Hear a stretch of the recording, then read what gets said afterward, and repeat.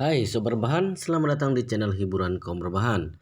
Admin akan melanjutkan membacakan kelanjutan sebuah cerita novel yang sangat seru, yang sangat menarik, yang sangat menghibur, yang sangat layak untuk diikuti dari awal hingga akhir. Sebuah cerita novel yang berjudul The Story of Yi Chen.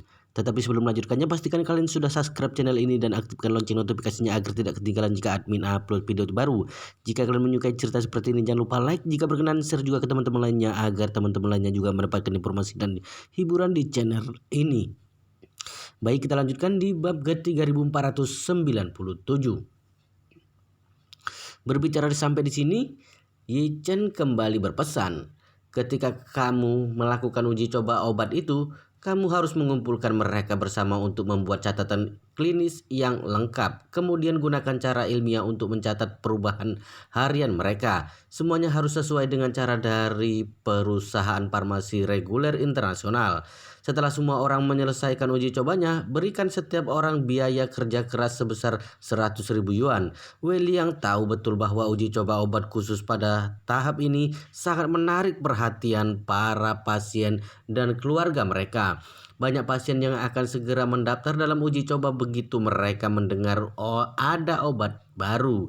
Seperti sangat takut ketinggalan. Lagi pula, kebanyakan uji coba gratis, jarang ada yang berbayar. Bahkan jika memang ada yang berbayar, itu pun hanya sebagai simbolis untuk membayar sedikit biaya transportasi. Yang seperti Yi Chen, begitu buka mulut langsung akan memberi 100.000 yuan pada setiap orang memang tidak pernah terdengar.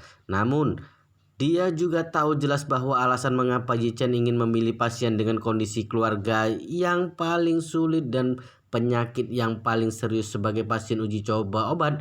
Tujuannya bukanlah benar-benar untuk melakukan eksperimen klinis. Lagi pula, obat ini sudah diuji dari awal. Kemanjurannya sangat baik dan tidak ada efek samping yang buruk.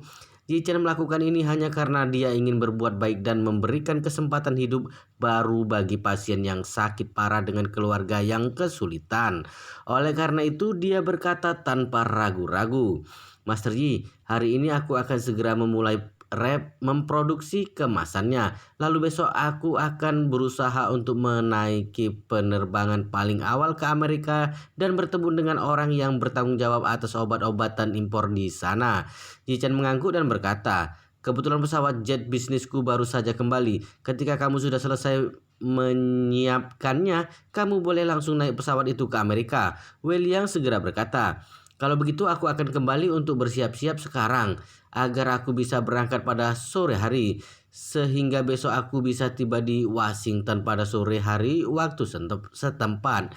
Lalu aku akan membuat janji dengan orang yang bertanggung jawab di sana terlebih dahulu, jadi aku bisa bertemu dengannya setelah aku di Washington." Yi Chen bertanya padanya, "Apa kamu yakin bisa bertemu dengan orang penting yang bertanggung jawab itu?" Wei Liang berkata, "Ada beberapa perusahaan publik relation di Amerika yang secara khusus bertanggung jawab untuk membantu perusahaan besar berhubungan dengan pejabat publik Amerika, terutama bertanggung jawab untuk membangun hubungan koneksi. Kemudian mereka akan membiarkan perusahaan dan personel yang bersangkutan untuk berbicara sendiri. Hasil pembicaraan tidak ada hubungannya dengan mereka. Asalkan kita membayar biaya PR yang sesuai, mereka pun bisa mengundang orang yang kita mau untuk makan bersama." Yi Chen mengangguk lalu berkata, "Baik, kalau begitu lakukan saja. Pertama-tama kirimkan obatnya ke penanggung jawab itu. Sisanya tergantung pada mereka." Wei Liang berkata dengan khawatir, "Master Yi, jika ingin mengirim obat sampai tangan mereka itu sudah pasti tidak ada masalah. Tapi aku khawatir ini tidak akan menarik perhatian mereka. Pihak mereka selalu meremehkan pengobatan timur. Bahkan ada kemungkinan saat aku baru saja menyelesaikan acara makan bersama kita dan begitu dia keluar dari pintu restoran, dia akan langsung membuang obat yang kuberikan ke tempat sampah." Yi Chen berkata dengan serius, "Tapi jika kamu menjalani proses normal, itu akan lebih merepotkan. Kamu perlu melakukan banyak pengujian klinis terlebih dahulu, kemudian menyerahkan semua informasi pada mereka untuk ditinjau dan itu pun juga perlu mengantri. Semua proses ini mungkin akan memakan waktu selama 1 atau 2 tahun. Kita tidak punya banyak waktu lagi, jadi kita hanya bisa menggunakan cara tidak terduga seperti ini.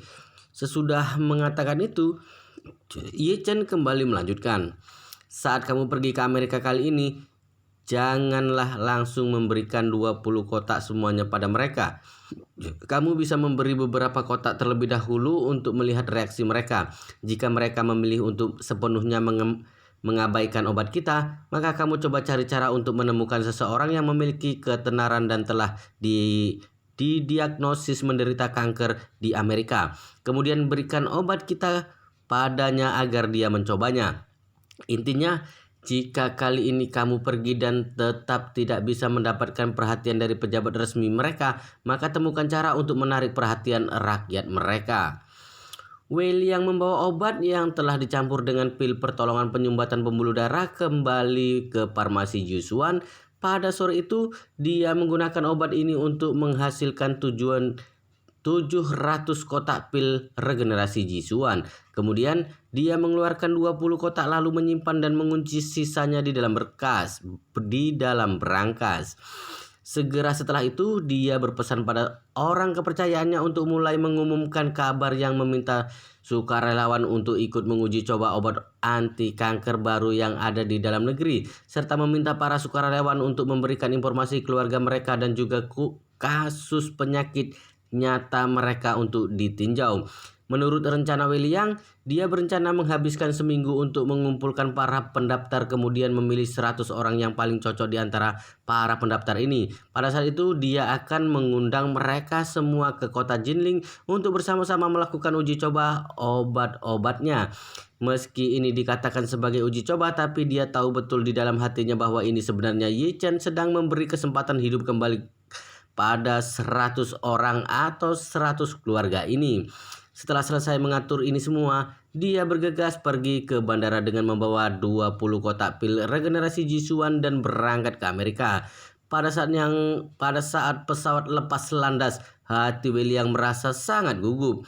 Dia masih belum mengerti sepenuhnya mengenai efek obat pil regenerasi Jisuan ini, jadi dia tidak tahu apa dia bisa menyelesaikan misi yang diberikan oleh Ye Chen dalam perjalanan menuju Amerika kali ini. Namun, dia tidak akan pernah menyangka gelombang seperti apa yang akan terjadi pada 20 kotak pil regenerasi Jisuan di Amerika. Pada malam yang sama saat Wei Liang berangkat ke Amerika, pesawat Concorde keluarga Yi juga diam-diam terbang ke kota Jinling untuk mempersiapkan perjalanan Ye Chen ke Timur Tengah terlebih dahulu.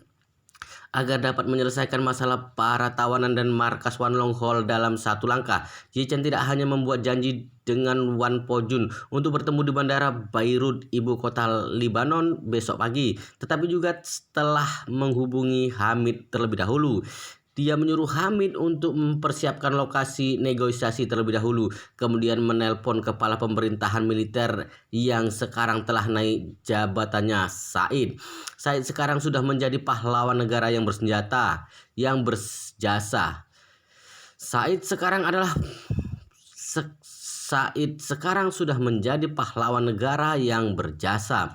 Dia menang dan telah menangkap 15.000 tentara dari Wan Long Hall tanpa adanya pertempuran yang terjadi.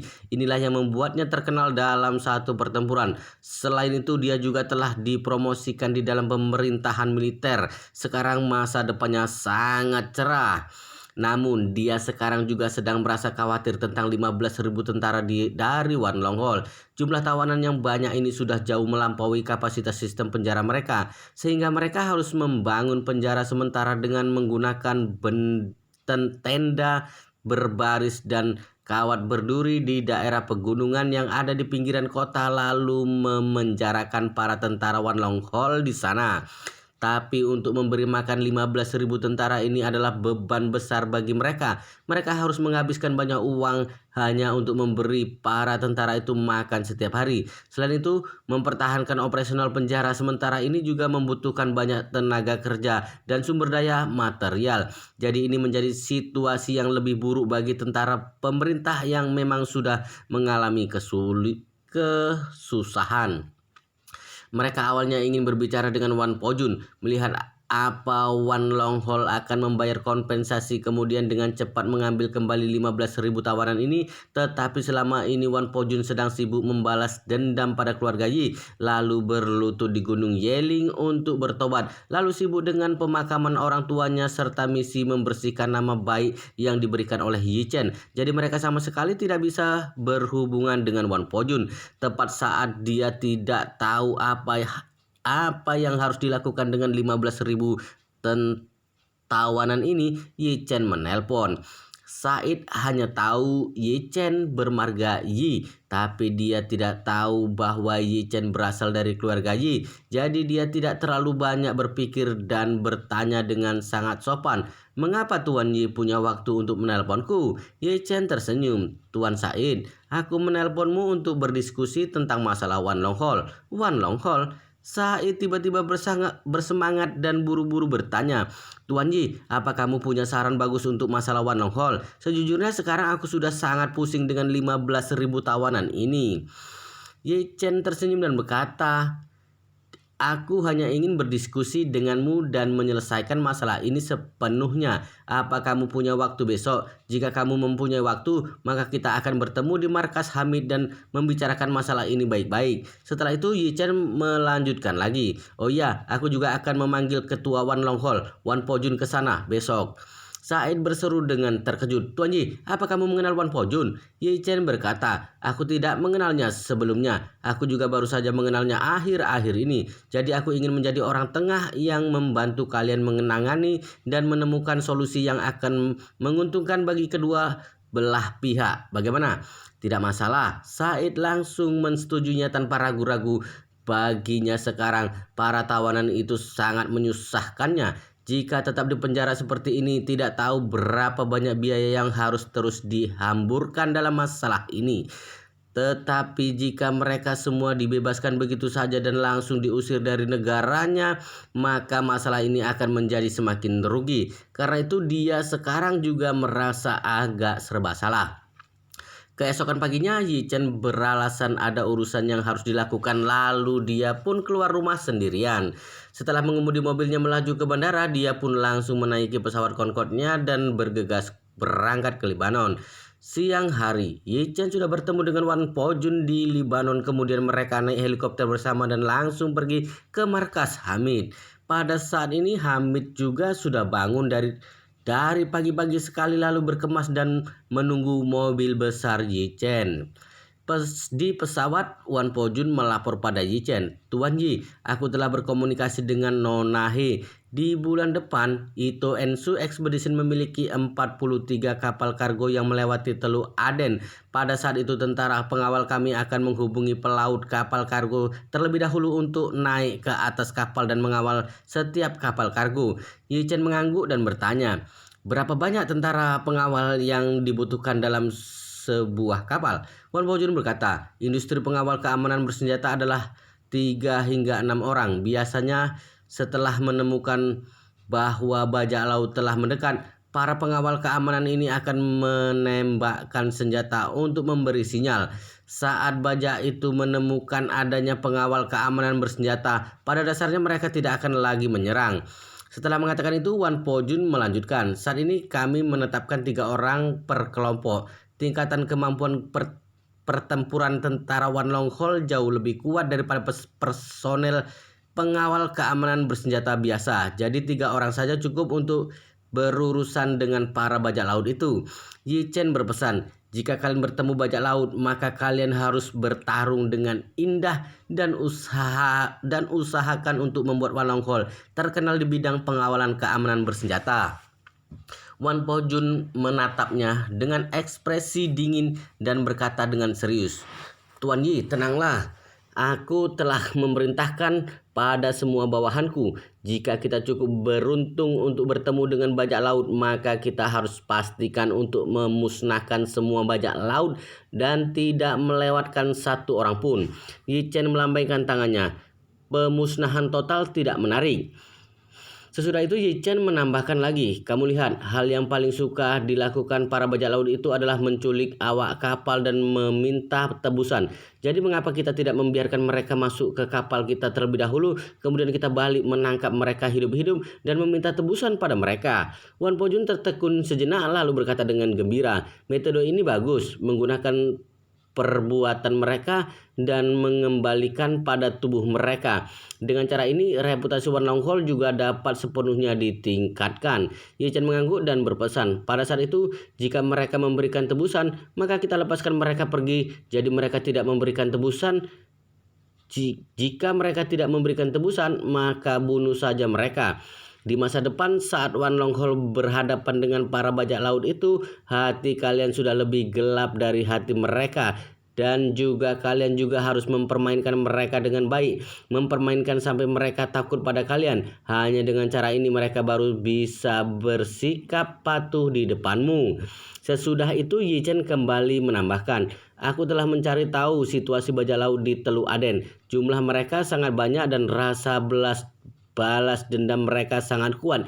Jika mereka berani membalas dendam terhadap Wan Longhol di masa depan atau membalas dendam pada kapal kargo milik Ito and Su Expedition, maka kalian langsung saja mengirim beberapa jenderal bintang 5 untuk menyusup ke markas mereka dan membunuh pemimpin mereka. Setelah pemimpin lama sudah terbunuh dan jika pemimpin baru juga masih berani bermusuhan dengan kita, maka bunuh dia juga. Teruslah bunuh sampai muncul seorang pemimpin yang tidak berani menjadi musuh dengan kita. Yi Chen paling percaya dengan metode membunuh orang. Satu-satunya cara untuk membuat mereka yang galak dan jahat menjadi patuh adalah menjadi lebih kejam dan jahat daripada mereka. Gaya para bajak laut yang aktif di Teluk Aden tidak berbeda dengan gaya para bandit yang aktif pada masanya. Membunuh orang dan mencuri barang adalah cara mereka untuk bertahan hidup. Dalam beberapa tahun terakhir, para bajak laut ini menjadi lebih merajalela. Jumlah pembajakan juga telah meningkat setiap tahun. Belakangan ini telah mencapai titik di mana kapal kargo diserang hampir setiap hari dan mereka selalu berhasil selama berulang kali. Ye Chen sering melihat berita tentang perampokan oleh para bajak laut di televisi. Mereka selalu menembak serta membunuh sanderanya dari waktu ke waktu. Jadi Ye Chen berharap Wan Longhol dapat menggunakan kekuatannya untuk membuat para bajak laut itu merasa ketakutan. Karena itu adalah tempat di luar hukum. Maka mari kita lihat siapa yang lebih kejam dari siapa. Setelah puluhan menit penerbangan, pesawat sudah akan tiba di atas markas Hamid. Pada saat ini langit di Timur Tengah baru saja cerah. Wan Po Jun meminjam sinar matahari terbit untuk menatap tajam ke arah beberapa tentara tinggi di sekitar markas Hamid di depannya. Dia selalu penasaran tentang pertahanan barel seperti apa yang dimiliki Hamid sehingga bisa mengubur ribuan tentara Wan Longhol. Namun ketika dia melihat ke sekeliling, dia menemukan bahwa dataran tinggi ini beserta lembah yang dikelilingi oleh dataran tinggi ini pada dasarnya tidak mungkin bisa dijadikan sebagai markas militer. Bahkan seorang tentara saja akan sulit terlihat. Satu-satunya target besar yang dapat dilihat adalah sejumlah truk besar yang mengangkut batu dan tanah terus-menerus bolak-balik melintas celah gunung. Selain itu tidak ada lagi yang bisa dilihat. Tapi semakin dia tidak bisa melihat apa-apa, dia semakin merasa terkejut di dalam hatinya. Karena ini membuktikan bahwa Hamid telah memindahkan semua kekuatannya ke dalam benteng permanen yang ada di dalam gunung. Bahkan jika ada puluhan ribu pasukan yang menyerang, mereka tidak dapat menemukan di mana targetnya. Selain itu tidak ada yang tahu berapa banyak titik api yang tersembunyi di dalam pegunungan ini. Apalagi ada beberapa banyak senjata, amunisi, dan persediaan makanan yang disimpan di sini. Saat dia masih berada dalam keterkejutannya, helikopter itu telah terbang di atas lembah Hamid dan perlahan mendarat di tanah datar lembah itu. Rumah-rumah dan reruntuhan yang ada di lembah telah dibersihkan. Seluruh lembah sekarang pada dasarnya telah berubah menjadi tanah datar, dan dapat dilihat bahwa tempat ini telah diubah menjadi tempat latihan. Ada lapangan tembak dan berbagai rintangan latihan. Hamid juga sudah menunggu lama. Ketika dia melihat Yichen dan satu orang Tiongkok bersama-sama turun dari helikopter, dia segera melangkah maju dan menyapanya dengan hangat. "Adik Yi, kita bertemu lagi." Setelah tidak bertemu untuk waktu yang lama, Hamid terlihat sedikit lebih gemuk dari sebelumnya. Jelas sekali dia melewati hidupnya dengan sangat makmur akhir-akhir ini. Ye Chen tersenyum dan berkata, "Kakak tampaknya sedang dalam suasana hati yang baik. Ada hal baik apa yang terjadi baru-baru ini?"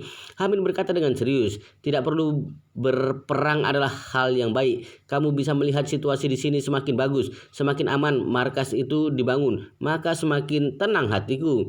Ye Chen mengangguk, lalu memperkenalkan Wan Pojun yang ada di sampingnya dan berkata, "Kak, aku perkenalkan padamu. Ini adalah ketua dari Wan Longhol, Wan Pojun." Setelah mengatakan itu, dia berkata pada Wan Pojun, "Pojun, ini adalah Komandan Hamid. Wan Longhol dan Kak Hamid memiliki sedikit konflik sebelumnya, tapi itu sudah berlalu. Mulai sekarang, kita semua akan sepenuhnya memperbaiki hubungan sepenuhnya dan ubah hubungan musuh ini menjadi teman."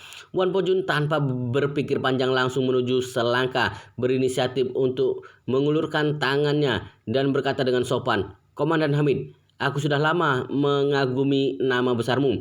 Hamid memandang Wan Pojun, hatinya merasa sedikit gugup. Meskipun dia sekarang telah bersikap sedikit sombong, tapi dia belum cukup sombong sampai berani memandang rendah Wan Pojun. Bagaimanapun juga, Wan Longhol memiliki puluhan ribu tentara yang sangat kuat.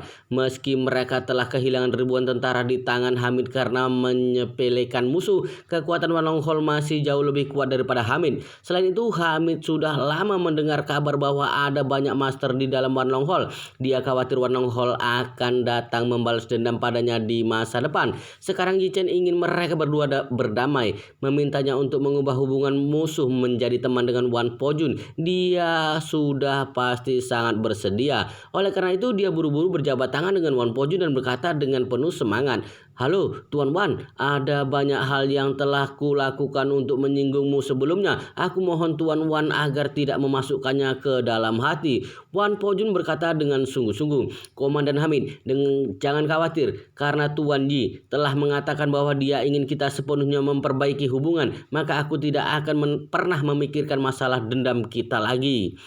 Hamid melihat sikap Wan Pojun yang sangat sigap, serta kata-katanya terdengar penuh dengan rasa hormat terhadap Ye Chen. Dia pun merasa aneh di dalam hatinya. Dia tidak mengerti mengapa Wan Pojun begitu menghormati Ye Chen. Ye Chen sekarang tersenyum tipis lalu mengatakan kalimat yang mengejutkan, "Kak, Wan Pojun dan Wan Longhol yang berada di bawah komandonya telah bersumpah setia padaku. Jadi mulai sekarang kamu boleh menganggapnya sebagai orang sendiri."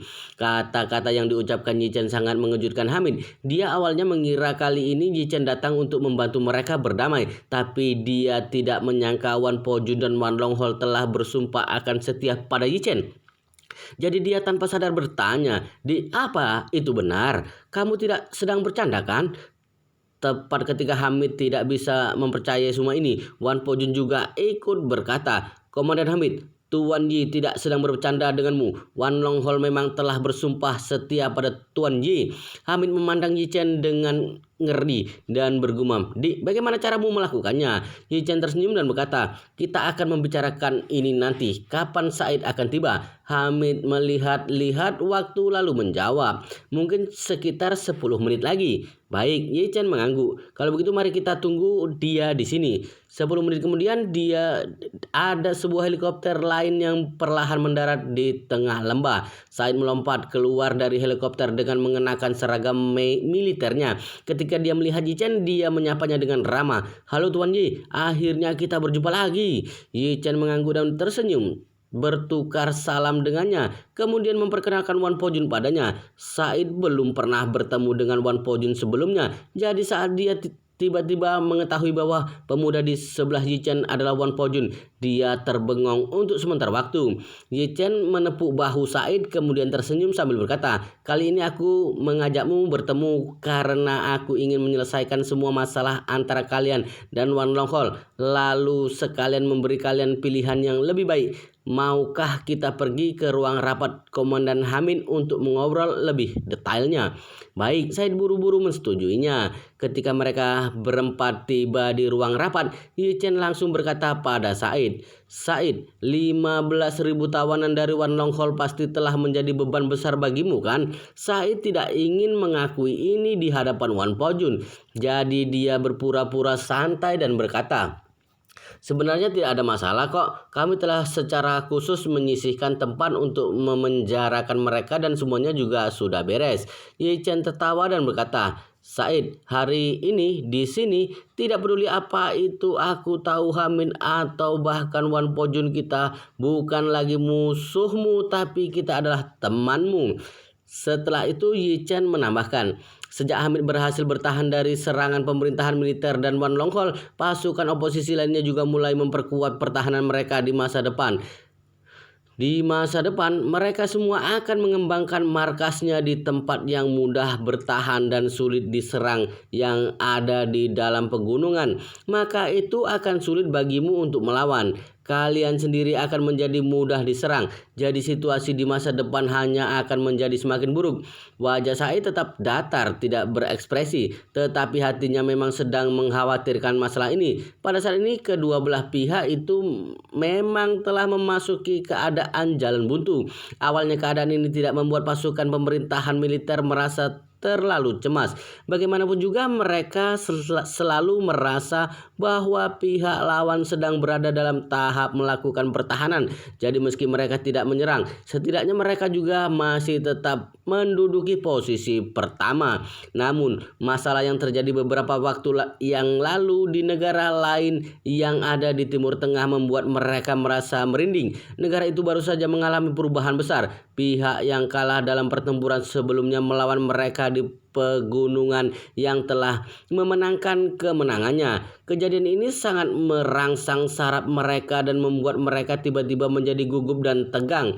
Pada saat ini Yi Chen berkata, "Said, jika kalian bersedia, Wan Longhol bisa menjadi setengah sekutumu di masa depan." Said bertanya dengan bingung, "Apa itu setengah sekutu?" Yi Chen menjelaskan dengan tersenyum, "Mereka akan menjadi baju pelindung yang ada di tubuh kalian. Meskipun mereka tidak akan berpartisipasi dalam penyerangan kalian, tapi jika kalian sedang menghadapi bahaya, mereka akan sepenuhnya membantu kalian dalam mengordinasikan pertahanan dan bertahan dari pukulan fatal pihak lawan."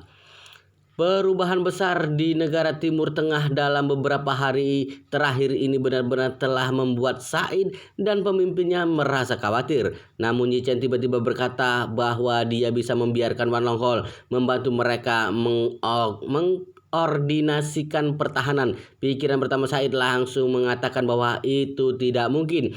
Dia tidak bisa menahan diri untuk tidak berkata, "Tuan Yi, terakhir kali kita bertemu, kamu sendiri yang mengatakan bahwa asalkan di negara ini tak henti-hentinya terjadi pertempuran darah, maka itu merupakan situasi yang paling menguntungkan untuk Wan Longhol. Tapi sekarang kamu malah membiarkan kami bekerja sama dengan Wan Longhol dan membiarkan Wan Longhol membantu kami dalam pertahanan. Apa itu tidak terdengar sedikit saling bertentangan?" Yi Chen tersenyum ringan dan berkata, "Aku tidak akan menyangkal apa yang telah aku katakan sebelumnya. Lagi pula aku masih memiliki pandangan yang sama dalam masalah ini.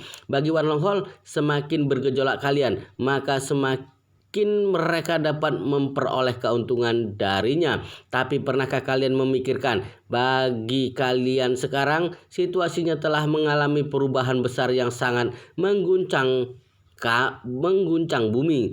Sebelumnya kalian bertarung sepanjang jalan dengan kuat, termasuk pasukan oposisi seperti Hamid pun kewalahan menghadapi kalian dan hanya bisa menyusut untuk bertahan hidup." Berbicara sampai di sini, Yi Chen melanjutkan, "Tapi sekarang kamu juga telah memahami situasinya. Kamu sendiri juga telah melihat perubahan Hamid di sini dengan tingkat pertahanan Hamid. Jika dia terus menentang kalian, kalian sama sekali tidak dapat melawannya. Apalagi sekarang ada banyak rekan Hamid yang berpikiran sama dan berusaha menyalin cara pertahanannya. Ketika mereka membangun markas pertahanan yang kokoh di pegunungan, situasi kalian akan menjadi lebih mudah diserang. Jadi jika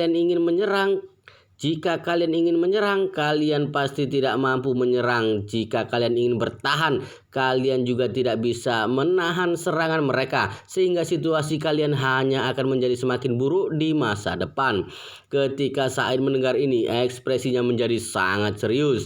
Sejak Hamid menang bertahan dalam 2 kali pertempuran, itu telah menunjukkan jalan bagi pasukan oposisi lain. Dari 2 pertempuran itu yang membuat Said dan pemimpinnya memahami bahwa pertempuran ofensif terlalu sulit untuk dimenangkan. Itu adalah masalah sepele jika hanya kalah dalam 1 atau 2 pertempuran. Tapi banyaknya jumlah korban di pihak mereka telah menyebabkan mental para tentara menjadi tidak semangat. Itu yang merupakan masalah yang paling sulit. Perang seperti itu hanya perlu dilanjutkan 2 atau 3 kali lagi. Maka para tentara pasti akan merasa sangat takut dengan pertempuran itu. Setelah itu dikhawatirkan tidak akan ada lagi yang berani perang ofensif. Situasi seperti ini bagi mereka memang sangat buruk. Ye Chen melihat bahwa Said tidak berbicara. Sudut mulutnya mengembangkan senyumannya sambil melanjutkan. Ideku sebenarnya sangat sederhana. Meskipun pada hari kerja biasa, kebanyakan dari para puluhan ribu tentara di Wanlonghol sedang berada dalam misi luar negeri. Tapi mereka masih membutuhkan markas tetap untuk memenuhi kehidupan, melakukan pelatihan, serta persiapan istirahat mereka. Jadi aku ingin menegosiasikan solusi denganmu atas nama Wanlonghol. Meskipun Said tidak berbicara, tapi matanya terus menatap ke arah Ye Chen, seolah-olah sedang menunggu apa yang akan diucapkan Ye Chen selanjutnya. Ketika Ye Chen melihat ini, dia membuka mulutnya berkata, "Pertama-tama, kalian sediakan tanah seluas 100 km persegi sebagai markas belakang Wanlonghol. Sebagai imbalannya, Wanlonghol tidak hanya akan mengordinasikan pertahanan ketika kalian diserang, tapi juga bisa membantu kalian melatih tentara." Berbicara sampai di sini, Ye Chen berhenti sejenak dan menghela napas. "Aku pikir aku tidak perlu lagi berbicara tentang betapa buruknya tingkat pelatihan tentara kalian, kan? Peralatan kalian sendiri saja sudah cukup jelek. Jika pelatihan juga masih ketinggalan, maka situasimu hanya akan menjadi semakin memalukan." Ekspresi Said sedikit berubah. Kata-kata Ye Chen memang telah mengenai rasa sakit yang sudah mereka alami selama ini. Tingkat kemampuan pertempuran keseluruhan dari tentara mereka sangat buruk. Itu juga yang merupakan alasan utama kekalahan berulang mereka. Bagaimanapun juga, tingkat kemampuan anggota militer mereka secara keseluruhan memang sangat buruk. Tingkat kemampuan perwiraannya juga tidak bagus. Maka tingkat kemampuan dari tentara yang dilatihnya sudah pasti juga lebih buruk. Ye Chen saat ini melanjutkan berbicara. "Menurut pendapatku, tingkat kemampuan tempur tentara umumnya tergantung pada 3 aspek. Pertama-tama, sudah pasti itu adalah tingkat peralatan senjatanya. Kedua, tingkat kemampuan manajemen dalam merencanakan strategi dan taktik. Terakhir dan juga yang paling penting adalah tingkat kekuatan pertempuran individu. Kalian sudah pasti pernah mendengar seberapa hebatnya tingkat pertempuran individu tentara Wanlonghol. Jadi jika mereka yang membantu kalian melatih para tentara, aku percaya bahwa tidak akan lama lagi tingkat kemampuan para tentara kalian akan memiliki perubahan yang meningkat pesat." Wajah Said tiba-tiba memperlihatkan ekspresi penuh harap dan penantian. Pada saat ini Yi Chen kembali berkata, selain itu untuk menunjukkan ketulusan Wan Long Hol dan untuk membuat kalian lebih yakin, aku pikir lokasi yang kamu pilih untuk markas belakang Wan Long Hol dapat berada di tengah-tengah ibu kota dan pegunungan utara, sehingga Wan Long Hol berada di tengah-tengah zona penyangga. Bagi kalian itu setara dengan lapisan penghalang tambahan. Pada titik ini raut wajah Said sudah menjadi lebih nyaman karena saat ini tingkat perkembangan di dalam negara ini masih sangat tertinggal. Pertempuran antara mereka dan pasukan oposisi pada dasarnya masih dalam kategori perang kontak dekat karena kekurangannya senjata jarak jauh yang akurat. Jadi tidak peduli siapa yang ingin duluan menyerang, maka mereka harus mengirim pasukan melalui ke dalam kota. Jadi jika markas Wan Long Hol terjepit di antara kedua belah pihak, maka Wan Long Hol pasti bisa memainkan peran penengah yang baik. Pada saat ini Said akhirnya berbicara dengan bertanya pada Yi Chen, Tuan Yi, bagaimana bisa kami percaya bahwa Wan Long Hol akan membantu kami untuk mengordinasi pertahanan kita jika ternyata Wan Long Hol membelot di tengah dan malah bersatu dengan pasukan oposisi? Bukankah itu akan menjadi lebih berbahaya bagi kami? Yi Chen melambaikan tangannya dan berkata dengan serius, mulai sekarang situasi ini tidak akan mungkin pernah terjadi di Wan Long Hol. Sesudah itu, Yi Chen memandang Wan Pojun dan berkata dengan ringan, Pojun, jika kamu yang menjelaskan pada Said mengapa situasi ini tidak mungkin bisa terjadi.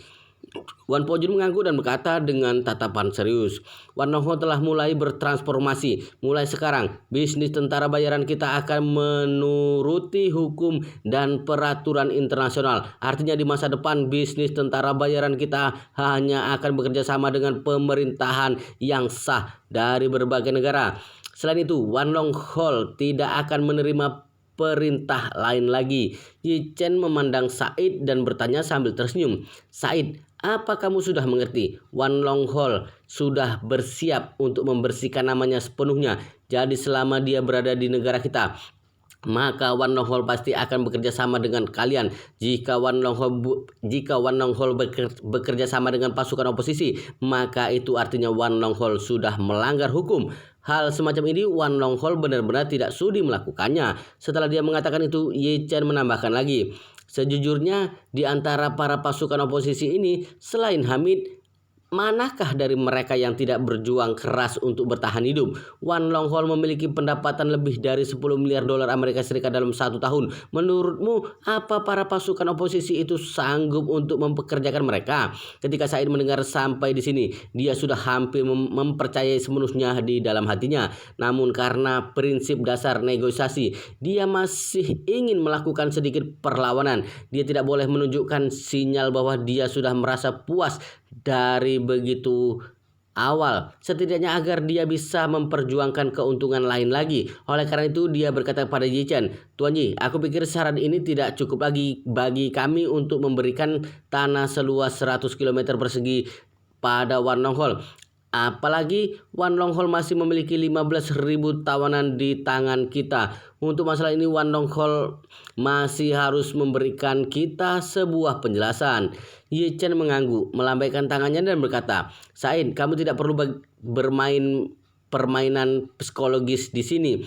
Tujuanku memanggil semua orang bersama-sama adalah untuk membicarakan masalah ini dengan harapan semua orang dapat membuka hati mereka dan mendiskusikan secara terbuka mengenai solusi yang menguntungkan satu sama lain, bukan untuk membuat salah satu pihak merasa puas. Berbicara sampai di sini, Yi Chen menambahkan, setelah keluar dari ruangan ini, aku harap kamu, Wan Poju dan Hamid, semuanya bisa memperoleh keuntungan mereka sendiri. Yang diinginkan Hamid adalah perkembangan yang stabil, yang diinginkan Wan Long Hol adalah markas belakang, dan yang kamu inginkan adalah mengurangi satu musuh kuat dan menambahkan satu sekutu. Said tanpa sadar bertanya, Tuan Yi, mengapa bukan menambahkan 2 sekutu? Yi Chen tertawa lalu berkata, kalau begitu kamu harus melihat apa yang dipikirkan Hamid.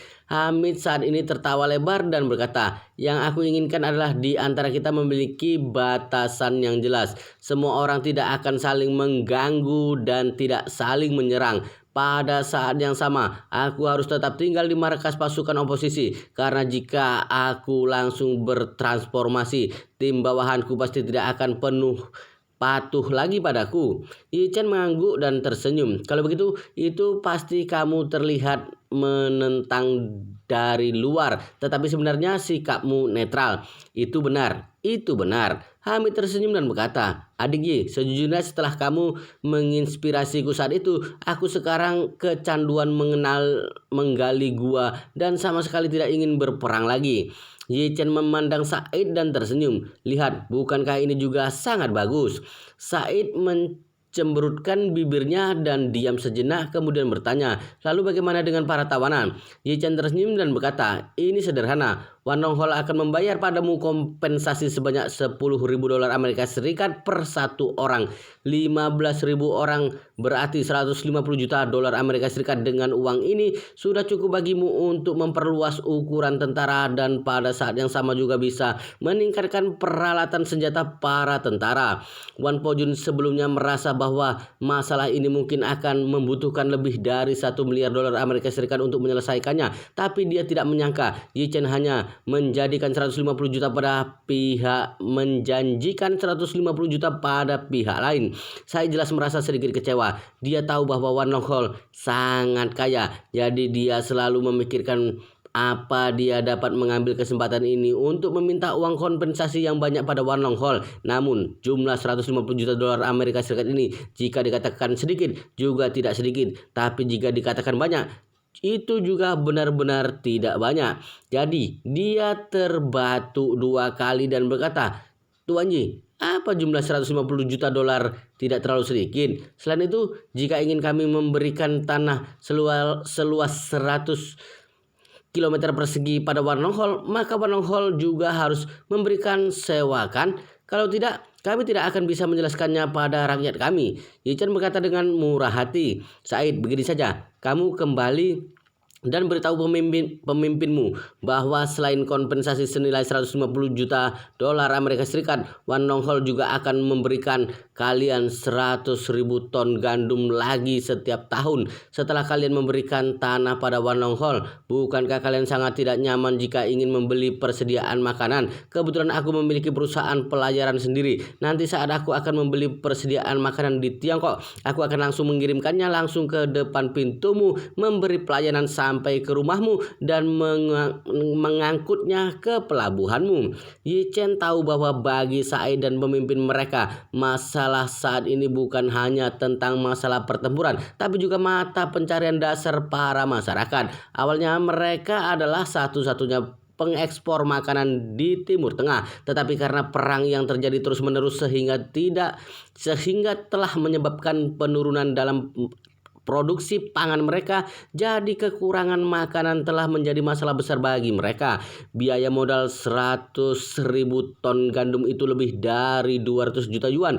Jika diganti menjadi dolar Amerika Serikat berarti kurang dari 40 juta dolar. Tapi bagi mereka, kalau pergi sendiri ke luar negeri untuk mengimpor langsung makanannya, maka harga yang mereka bayar akan lebih tinggi hari ini. Selain itu, kondisi keuangan mereka saat ini juga sangat buruk. Jika memberi mereka 100.000 ton gandum setahun, itu memang akan sangat berguna bagi mereka. Dengan persediaan makanan sebanyak itu untuk memberi makan pada 200.000 lebih orang pun tidak ada masalah. Setelah memperhitungkan semua syarat itu dalam pikirannya, Said pun telah membuat keputusannya sendiri di dalam hatinya.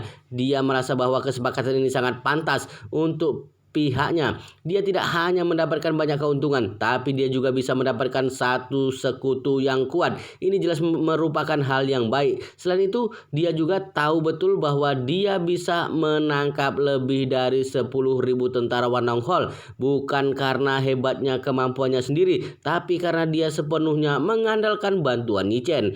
Oleh karena itu, saat ini dia juga sudah merasa tidak enak hati untuk terus tawar-menawar dengan Ye Chen. Lalu dia pun berkata, Tuan Yi, aku perlu bertanya pada pemimpin terlebih dahulu. Jika pemimpinku tidak memiliki pendapat lain, maka masalah ini akan ditetapkan seperti ini. Said mengambil telepon satelitnya lalu melangkah keluar dari ruang rapat Hamid yang terletak di dalam gunung ini. Di dalam telepon dia melaporkan semuanya dengan jujur pada pemimpinnya. Berapa syarat seperti bantuan koordinasi pertahanan dari Wan Long Hol, bantuan untuk melatih para tentara, dan berinisiatif meminta untuk tinggal di zona penyangga sangat memuaskan pemimpinnya Said.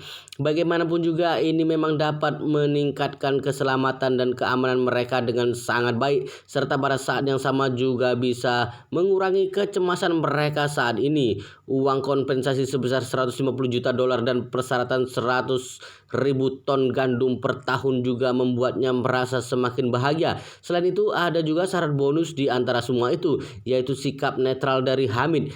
Dalam pasukan oposisi, Hamid sekarang adalah orang yang memiliki kekuatan terkuat secara menyeluruh. Jika benar Hamid tidak akan berinisiatif untuk melancarkan serangan, maka tekanan pada pertahanan pemerintahan militer akan jauh lebih gampang. Oleh karena itu, dia segera membuat keputusan di telepon dan menyetujui persyaratan Yi Chen.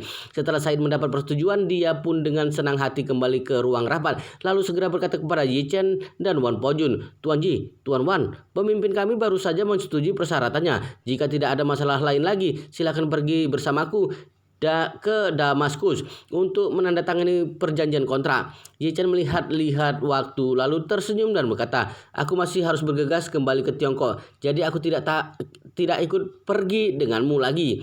Setelah mengatakan itu, dia berkata kepada Wan Pojun, "Pojun, kamu pergi untuk menetapkan syarat-syarat spesifiknya dengan mereka serta kapan harus membayar, bagaimana cara membayar, dan kapan mereka harus membebaskan para tawanan.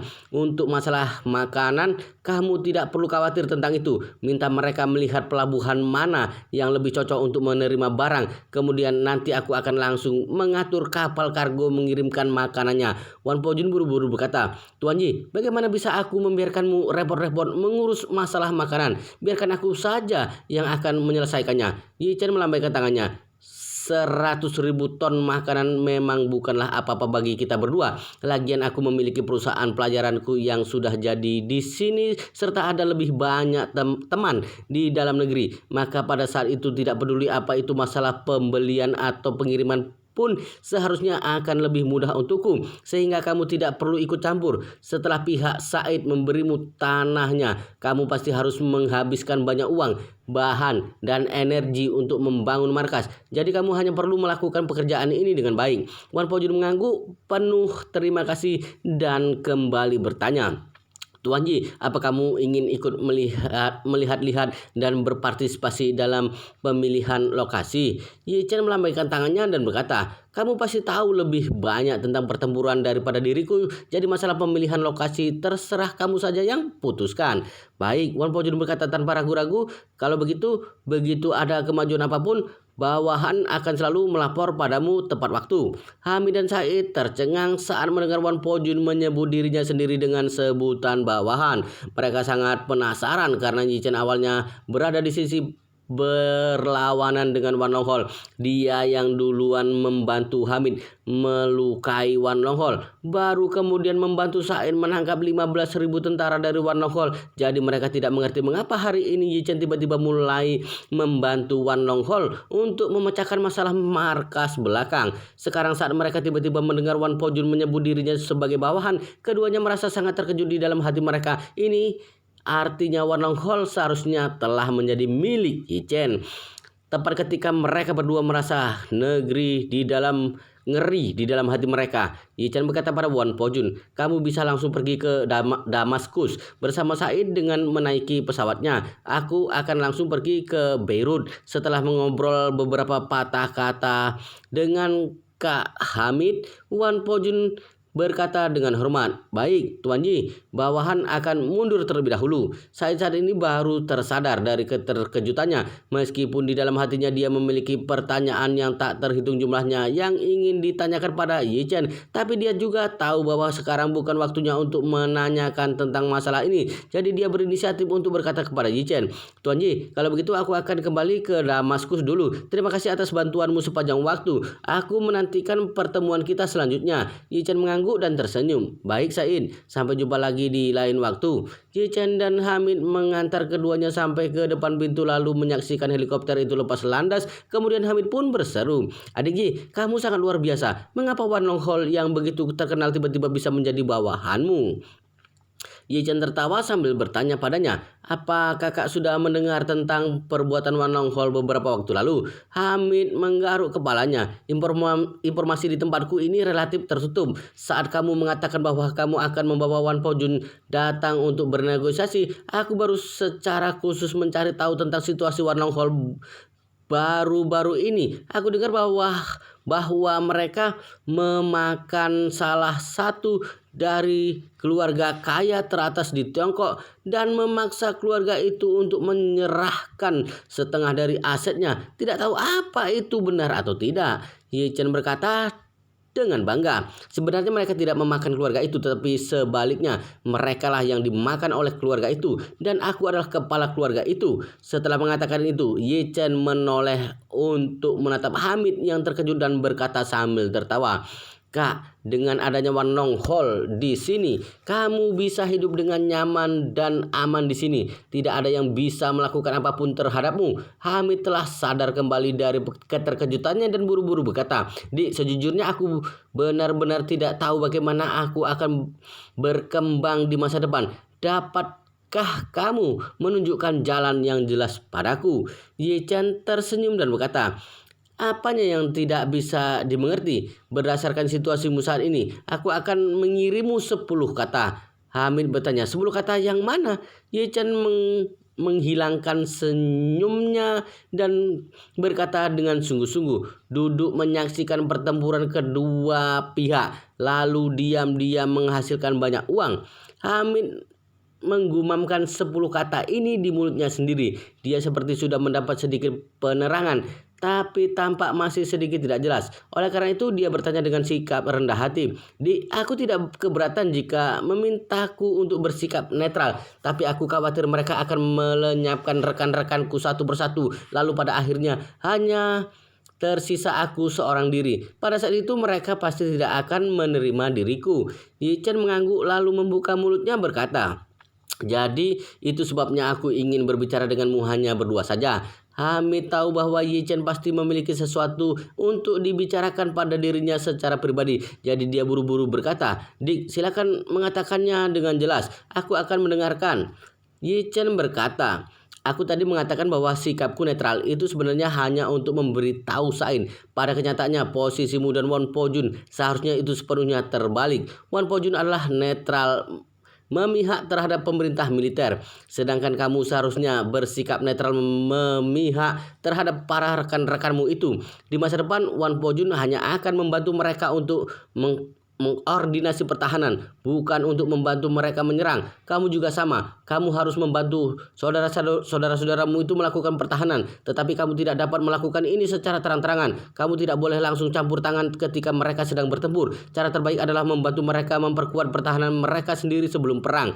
Jika mereka benar-benar mulai bertarung, maka kamu harus menerapkan 10 kata yang baru saja kuucapkan tadi. Jangan pernah ikut campur. Oleh karena itu, untuk mencegah para rekanmu dilenyapkan satu persatu, kamu harus membuat rekan-rekanmu menjadi lebih kuat. Tapi kamu juga harus mengingatkan mereka bahwa karena kalian telah memilih untuk menguasai daerah pegunungan ini, maka kalian tidak boleh terlalu serakah. Kalian kelola saja ruang lingkup sendiri dengan baik. Jangan berpikir untuk bertarung mati-matian dengan mereka. Yang terbaik adalah kalian berdua bisa tetap berada dan bertahan dalam keadaan jalan buntu seperti ini untuk waktu yang lama. Ini sebenarnya adalah situasi terbaik untukmu." Hamid mengangguk dan berkata, "Aku sudah mengerti maksudmu, Dik."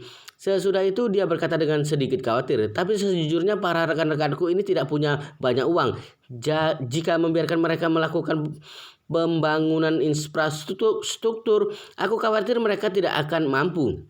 Ye Chen bertanya padanya, "Untuk orang bersenjata seperti kalian, dari mana uang untuk mengeluarkan sehari-hari berasal?" Hamid menjelaskan, "Sebagian besar dana tergantung pada bantuan luar negeri, lalu sebagian kecil tergantung pada beberapa sumber daya yang keluaran di bidang yang dikendalikan seperti makanan, minyak, dan sejenisnya. Kita dapat menghasilkan uang dengan menjual bahan-bahan ini. Ye Chen menganggukkan kepalanya dan berkata, kalau begitu kamu gunakan tim teknik yang ada di bawah komandomu untuk membuat kesepakatan dengan mereka. Kamu bisa membantu pembangunan infrastruktur mereka dengan harga sedikit lebih rendah. Jika mereka tidak punya uang, maka biarkan mereka menukarkannya dengan makanan dan minyak.